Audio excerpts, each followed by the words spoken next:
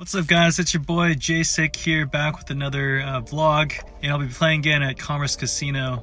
5-10, no limit, 5 to 1500. First day I did win 10-20, and with two limpers I make it $125 from the hijack. And the villain to my direct left, who I've actually played with before, and I've seen him open wide and call down light, he actually 3-bets me to $300. This is a pretty small 3-bet, and I'm not sure what to think about it. I've never seen him do it before. I don't have any reads on him. And we have around $1,400 left. So we can either jam or call. And at a position versus opponent who's most likely going to be aggressive post-flop, I really don't mind jamming. But in the moment, I did decide just to call, which is fine as well, to keep his potential bluffs like 5-6 suited, any suited hand, 10-jack suited as well. So the pot is around $660 going to the flop. And the flop comes king of clubs, 8 of spades, 5 of clubs. We check, and he bets 1/3 pot to $200. Nothing else to do here but to call. We still beat a lot of his bluffs, and that's exactly what we do. So now the pot is $1,060 going to the turn, and the turn comes a 4 of spades. So now 6-7 of spades gets there, 4-5 of spades gets there, and so we decide to check again. He checks back pretty quickly, which I think he can do with weaker kings like king 10 suited, king jack suited, maybe even king queen or ace king. And the river comes a 6 of clubs. So now there's 4 to a straight, and any flush gets there, so we check. And he almost immediately bets 1/3 pot to $385. I'm pretty perplexed at this point, and I'm thinking he should probably be barreling all of his flush draws and stronger kings like ace king or aces or king queen. So really he's repping a straight, 2-pair, or a flush, or something like ace-7 suited, 8-6 suited, 8-7 suited, or any club combination. And honestly, I'm not even sure what to do at this point, but I really want to look him up. The hero in me does. But usually when I'm not sure what to do and I don't have any reads on my opponent, I tend to play it on the safe side and fold. But I did think about it for quite a while, and eventually I do end up making the fold. I think it's a disciplined fold, and in hindsight, I kind of do wish I looked him up, because later on in the session, I did see him making a lot of unorthodox bluffs, but oh well. I'm confident in the long run we'll be able to outplay him in the future, gather more reads, and play accordingly. And after that, we actually move seats to get directly to his left, so we'll be able to outplay him in the future. And we can actually be in the driver's seat now and make life difficult for him by 3-betting him and playing most of our pots in position. So the second hand I play, I look down at king queen of diamonds. We get 2 loose pre-flop limpers, and we bump it up to $60 to go on the button, with the blinds being 5-10. We get 3 callers, so the pot is now $240, and we go to a flop of queen of clubs, 6 of clubs, and the 9 of clubs. So a pretty dicey flop for us, although we do hit top pair. If we bet here, there's so many turns and rivers that's going to make it difficult for us and put us in a tough spot. So when it gets checked back around to us, we decide to check back and play a little bit of pot control. And the turn comes a decent card for us. It's the jack of diamonds. The big blind and under the gun checks, and early position bets $200. Now, being in position and having this guy bet out, there's definitely a lot of bluffs and semi-bluffs that we do beat here, plus we have position. So we decide to make the call, and the pot's now $640 going to river, which comes a 9 of hearts. So a pretty good card for us to bluff catch, as any flush draw missed. And now the villain checks it to us. So I think it's a good time for us to go to some, get some value here to try and get called by weaker queen, or something like jack 10 offsuit with the jack of clubs, or the 10 of clubs. And so that's what we do. We end up betting 1/3 pot, $225, to try and get called by really weak hands. And our opponent quickly calls here. We show our king queen, and he mucks and tells us he had a queen later as well. So we end up winning a nice $1,090 pot to make it for that jack's hand we lost earlier. And we look down at ace of clubs, king of diamonds. We raise it up to $40 from under the gun position, and we get 1 caller and the small blind, who seems to be a competent player, a good player as well, makes it $200. I think raising here is fine, but we're pretty deep, and in these games I really like to keep my 4 bets as polarized as possible, so queens plus or bluffs. And I feel like ace king just does really well as a call here, because if he does have bluffs, we can potentially dominate him and get a lot of value. Plus we do have position. So I decided to make the call, and other caller folds, so it's $450 to the flop. And the flop comes a good one. It's the king of clubs, queen of spades, 5 of hearts. Villain c-bets 1/3 pot to $150. And raising is fine here, but there's really not a lot of combination of hands we can get 3 streets of value from that lose to ace king. Maybe king jack suited, king 10 suited, which is pretty much it. Maybe ace queen offsuit. So we end up flatting, and it's now $750 to the turn, which comes the 8 of clubs. So there's now a backdoor club draw, but we do have the ace of clubs in our hand, which is good for us. And now the villain checks. Now it's time to get some value from hands like I just mentioned, ace queen, king jack, king 10, queen 10. So we bet $325. And as I suspect, our opponent does fold pretty quickly. And, maybe with my read I should have checked the turn, but that's okay because we still take down a nice $750 pot. The biggest hand of the night, we look down at pocket tens with the 10 of diamonds and 10 of spades. The same villain who 3-bet us earlier isolates 2 limpers during a round of 5, 10, 20 to $120 from middle position. And since we're far ahead of his opening range here, plus we have position, I decide to 3-bet to $375. He calls, so now the pot's around $790 to go to a flop, and the flop is amazing because the very first card comes a 10 of clubs. The remainder comes the 4 of clubs and the 6 of diamonds. He checks, and we bet 1/4 size of the pot to $200. As we can do this with a lot of our range here. For example, ace king offsuit with the ace of clubs, queen jack of clubs, king queen of clubs. And I'm praying our opponent has an overpair or a set, and he does end up taking quite a while here, as you can see. But eventually he does end up going all in for almost $1,300, and we are loving it. We cover our opponent, and we snap call for a pot of almost $3,500. Now the dealer turns a 7 of clubs, which brings a possible flush out there, and the river comes a 2 of diamonds. But lucky for us, the villain quickly flips over pocket 4s for bottom set on the flop. Wow, what a cooler. But hey, that's what can happen when you isolate 2 limpers from early position with pocket 4s. That's the risk you play with a good player like me behind you.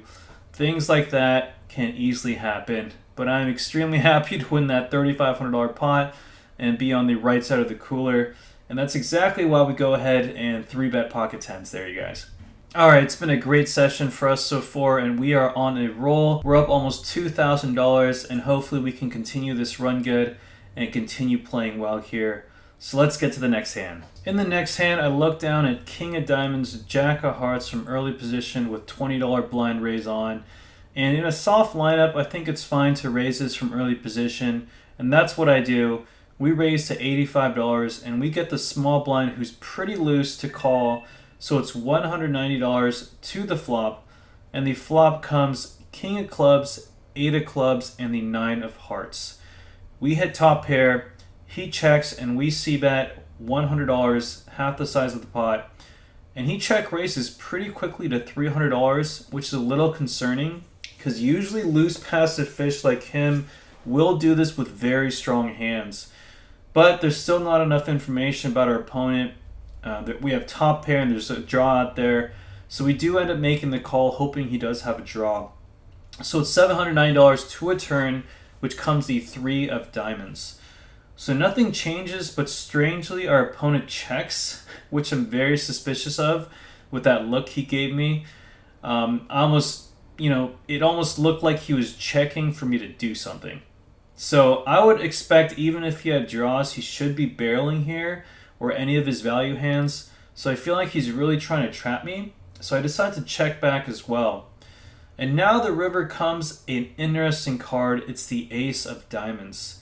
He immediately checks, and in hindsight, I feel like I should have checked here because his check raise on the flop is pretty much jaws or nuts, so there's really nothing I can get value from. But I do end up making a mistake, and I bet $300 thinking I could get called by King 10 offsuit, which he probably wouldn't do this with, and I end up paying for it because he immediately calls and flips over 8-9 of diamonds for bottom 2 pair on the flop, which he was definitely trying to check raise me on the turn, which is an interesting move if he's scared of seeing rivers. And that's the first mistake we make on the session, but oh well, it cost us $325. We learned from it, and next time hopefully we won't make that same mistake. Now I'm hoping I can redeem myself for that last hand, and I look down at Ace King offsuit with the Ace of Clubs and the King of Diamonds. The villain who we stacked earlier with 10s opens to $60, and the loose player who 3-bet us earlier when we had jacks 3-bets to $200. Now we have a couple of options here. We can flat or we can 4-bet, but seeing that this 3-bet was made from early position, I think this is a flat because if we raise, we're essentially turning our hand into a bluff and repping mainly kings or aces. But I wasn't really thinking this far ahead and was mainly thinking, well, these players are loose, let's just 4-bet them, I'm probably ahead of their range. And so I make it $600, basically committing myself if he does go all in. It gets folded around to him, and he almost snap calls, which brings some alarm bells in my head because he only has $900 behind after that call. And now the flop comes 5-3-7 with the 5-3 of hearts and the 7 of diamonds. The pot is now massive. It's $1,280, and he decides to check. And I think as played, given the action, we should definitely check here and hopefully realize our 22% equity to try and hit an ace or a king, because his range here is heavily weighted towards pocket pairs. And we also block ace king, so there's most likely he doesn't have ace king or ace queen here. And so pocket pairs are never folding this flop, but at this point I'm not really thinking that far ahead like I said, and I do end up making a mistake here. I bet $225. He snap goes all in, and we do have to fold. And we have to give up a $2,025 pot by playing this hand poorly. But again, I'm definitely not perfect. I just started playing live again a couple months ago, or a month ago, and hopefully I learned from this. Now it's time to get back to my A game and really put my solid poker thought process to work. And we look down at pocket eights with the 8 of diamonds and the 8 of clubs. And it's funny because the same two villains are in the hand, and as the cutoff raises to $30, that same villain who we lost to earlier in the night 3-bets to $115 on the button. Now this spot is much different than earlier because they're both in the 2 latest positions, the cutoff and the button, and they're heavily weighted towards opening light and bluffs here. So with pocket eights from the small blind, I think this is a great candidate to 4-bet bluff here, as it doesn't play well as a call due to a lot of bad flops and runouts. Plus, if we get called, our hand is disguised. Let's say the flop comes 5, 6, 7, we can check call, or we can hit a set of 8s. So we don't let that last hand stop us from making the right play here. I think the best play is to cold 4-bet to $385. And the cutoff raiser takes a very long time, and as you can see, he eventually does fold, and the button snap folds. So we win a nice $540 without getting to a showdown. And the cutoff did say out loud he was actually thinking of 5-betting me with King Jack. And the button actually folded Ace Queen, which is kind of surprising he folded that quickly. Which really just shows that when they do 4-bet or 5-bet in this type of atmosphere, it's heavily weighted towards very, very strong hands like aces or kings, or just absolute bluffs. I'm ready to gain some momentum, and a couple of orbits later, I look down a very pretty ace of spades, 7 of spades, and with the blind $20 out there, I raise to $80 from early position, and the button, who seems like a good, competent player, who recently table changed, who I've seen 3-bet and 4-bet, 3 bets me small to $200 on the button. I'm very suspicious of this, and my read is that he's using an exploitative sizing with his bluffs, but I see right through it, and I make the easy call. And so the pot's now $435 going to a flop of queen of spades, queen of clubs, and the 6 of spades. So we flop a nut flush draw, and we do decide to check to him, and he c-bets 1/3 to $150.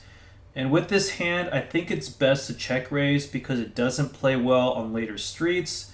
For example, if we had ace-10 of spades, we can definitely check call here because we can hit an ace or a 10, and we can also continue on potential king or a jack or check raise on those turns, but not with ace-7 suited. So I check raise to $400. He thinks for a little bit and does decide to make the fold, and we take down a nice $985 pot without showdown. And for the last hand of the night, we look down at pocket kings with the king of diamonds, king clubs, and I'm loving this because the aggressive villain in seat 6 is the one to raise it up to $60. And we actually make it pretty small here to try and get called since he's folding so much to our 3-bets. And we 3-bet to $200 on the button. The big blind in seat 1, who we check raised earlier with ace-7 suited, cold calls pretty quickly. And villain in seat 6 makes the call as well. So it's $625 to the flop, and it's a good one, you guys. The flop comes king of hearts, jack of clubs, and the 5 of clubs. We flop top set in a 3-bet pot with an aggressive image on the button. It doesn't get much better than this. And it gets checked around to us, and we bet 1/3 pot to $200. And we're praying that seat 1 has pocket jacks, or someone has a monster here. And seat 1 does call pretty quickly. So at this point, I'm pretty sure he doesn't have pocket jacks, or else he would have check raised the flop. But there's now $1,025 in the pot, and let's go to a turn. And the turn comes a queen of hearts. So now queens does get there, but not much changes. If he does have pocket jacks, and I'm hoping he has one of those 2 hands or slow played aces or ace king. But in this spot, he's either folding to almost any sizing or calling here. So I size up and I bet $675 on the turn, hoping he gets it in with anything at all, like jacks, queens, or ace, king, or aces, because those should be in his range if he's playing GTO, which is game theory optimal. Unfortunately, he does make the fold and doesn't think too long about it. So I think he had something like ace-jack or ace-queen that was floating the flop, which I don't think is a great play. But we still end up winning a nice $1,700 pot to end the night. Well, it's been a fun session so far with some big pots and leveling wars going on and some interesting hands. And I've been playing for about 8 hours. I'm up $1,017 and I'm ready to call it a night. I'm going to start keeping my sessions at around 6 hours a day because 8 hours is just way too long for me. I just don't like sitting for that long. I'd rather do something else with my time, like make these videos. And I'm going to try to play 5 to 6 days a week. So try to play maybe 30 to 36 hours a week consistently. That would equal to 12 to 1,500 hours a year, which I think is enough for someone like me. All right, guys, so we did it. We booked another win. We won a little over $1,000. We bought it for $1,500, cashed out around $2,517. Overall, I did play very well. I made one mistake with that ace-king offsuit hand. I definitely should have checked back on the flop after he called my 4-bet. Yeah, his range was definitely high pairs, so I definitely should have checked back and tried to realize like a turn or seen a turn. But it's okay. Overall, played well. I think we're definitely killing the no limit here, and hopefully we can keep it up. All right, so I hope you guys like this video. I'll see you guys tomorrow. Take care.